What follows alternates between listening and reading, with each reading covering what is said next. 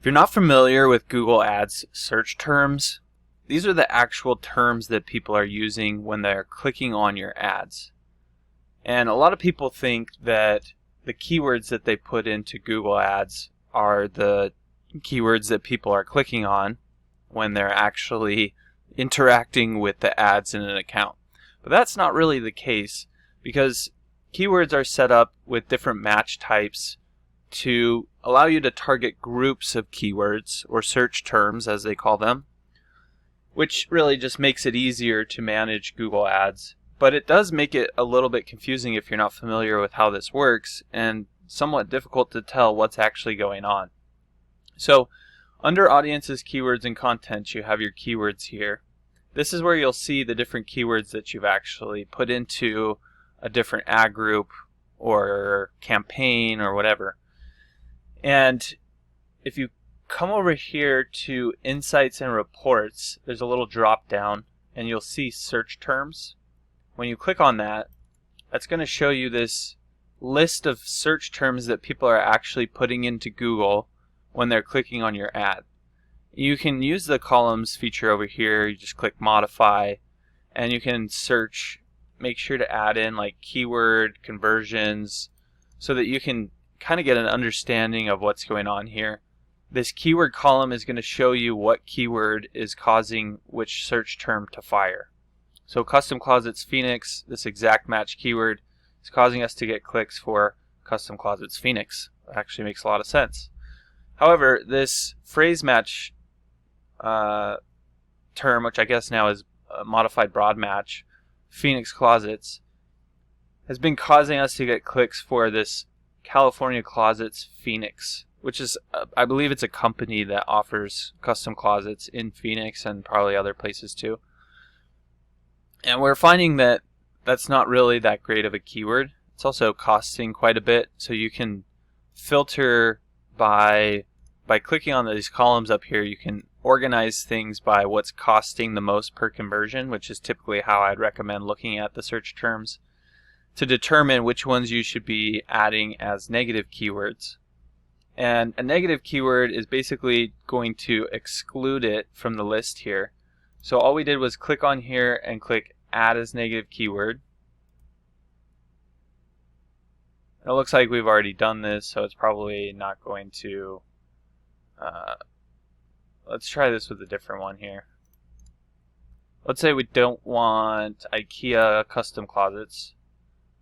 Oh, I accidentally clicked Add as Keyword. If we click Add as Negative Keyword, then it's going to give us the option: do we want to add as a negative keyword to the campaign, to the specific ad group that keyword is in, or there's something called a keyword list, where you can have a whole list of keywords that's shared amongst multiple campaigns, or however you want to set that up. But by adding this as a negative keyword to, let's do it to the campaign, if we click Save, now we'll see that this has been excluded. And we would probably want to do that because if someone's looking for IKEA custom closets, it's not very likely that they're going to be wanting a custom closet from our company. They're already looking, and IKEA is notorious for having cheap stuff, right? And if we're trying to sell high-end custom closets, it's probably just not a great search term to be advertising on in general. But going through your search terms on a regular basis, I first recommend starting with, all time, basically. So if you come up here and you just click on all time, that's going to give you the most data and allow you to see, based on quite a few clicks, what is costing you the most. And so if there's a keyword that's costing a lot of money and not getting any conversions, then you might want to remove that one. However, sometimes it's a judgment call, because Custom Closets Phoenix is costing a lot of money, but that's a really good keyword. And you can see that the conversion value over cost is really high here. So it's actually driving some really good business, and we may just want to keep that one in. But something like Closet Factory Phoenix may not be such a great keyword because it's a competitor. And again, if someone's searching for a competitor, sometimes they're just looking for support, right? Like they hired Closet Factory Phoenix and then that company didn't show up to do the job, and then so they're doing a search on Google for that company to call them because they're pissed off. And so you don't want to be fielding other people's support calls typically. So we might add that as a negative keyword to the campaign as well. We could add it to the ad group, but I like to add it to the campaign so that it doesn't fire on any of the ad groups in the campaign. When I say it doesn't fire, I just mean our ads don't show up when somebody searches that keyword in the campaign itself. Doesn't matter what ad group we're looking at here. And so by going through and optimizing your search terms, you can start reducing the wasteful spending in the campaign, which will drive up your profitability. You'll increase your overall return on your ad spend. You'll get more conversions, a higher conversion rate, ad score will, it just improves basically everything in your account. So definitely check this on a regular basis. Now, after you've filtered through these, you might note when it was that you optimized it and then come back maybe a couple weeks later or a month later, check it again. You don't necessarily have to do all time, right? So if you just checked it recently, you could just do like the last month or the last 2 weeks and see if anything new has come in that doesn't seem like it's a good fit.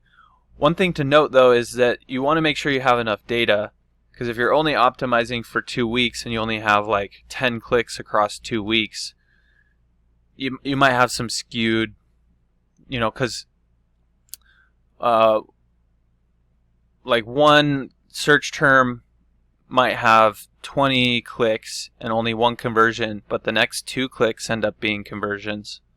And so then, it actually looks like it's performing well after you let it run for a couple more days.